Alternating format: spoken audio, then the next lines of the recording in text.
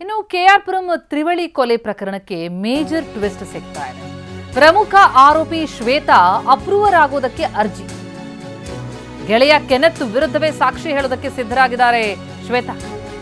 29ನೇ ACJM ಕೋರ್ಟ್ಗೆ ಶ್ವೇತಾ ಅರ್ಜಿ ಹಾಕೊಂಡಿರೋದು. ಕೊಲೆಯಲ್ಲಿ ನಾನು ಭಾಗಿಯಾಗಿದ್ದೆ, ಆದರೆ ಕೊಲೆ ನಾನು ಮಾಡಿಲ್ಲ, ಕೊಲೆ ಮಾಡೋ ತೀರ್ಮಾನ ಕೂಡ ಕೆನೆತ್ನದ್ದೇ ಅಂತ ಶ್ವೇತಾ ಹೇಳ್ತಿರೋದು.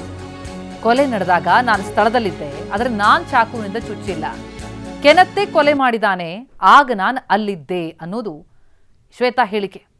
ಅಪ್ರೂವರ್ ಆಗೋದಕ್ಕೆ ಅವಕಾಶ ನೀಡಿ ಅಂತ ಕೋರ್ಟ್ಗೆ ಮನವಿ ಮಾಡಿದಾಳೆ. ಚಾರ್ಜ್ ಶೀಟ್ ಬಳಿಕ ಅರ್ಜಿ ಸಲ್ಲಿಸುವಂತೆ ಕೋರ್ಟ್ ಸೂಚನೆ. ಪ್ರಕರಣದ ತನಿಖೆ ಇನ್ನೂ ಪ್ರಗತಿಯಲ್ಲಿದೆ. ಕೆಲವು ಫೊರೆನ್ಸಿಕ್ ವರದಿಗಳು ಬರಬೇಕಾಗಿದೆ. ಆ ಫೊರೆನ್ಸಿಕ್ ವರದಿಯ ಬಳಿಕ ಚಾರ್ಜ್ ಶೀಟ್ ಸಲ್ಲಿಸೋದಕ್ಕೆ ಪೊಲೀಸರು ಸಿದ್ಧತೆ ಮಾಡಿಕೊಂಡಿದ್ದು, ಈ ಸಂದರ್ಭದಲ್ಲಿ ಆರೋಪಿ ಶ್ವೇತಾ ಈ ರೀತಿ ಟ್ವಿಸ್ಟ್ ಕೊಟ್ಟಿದ್ದಾಳೆ.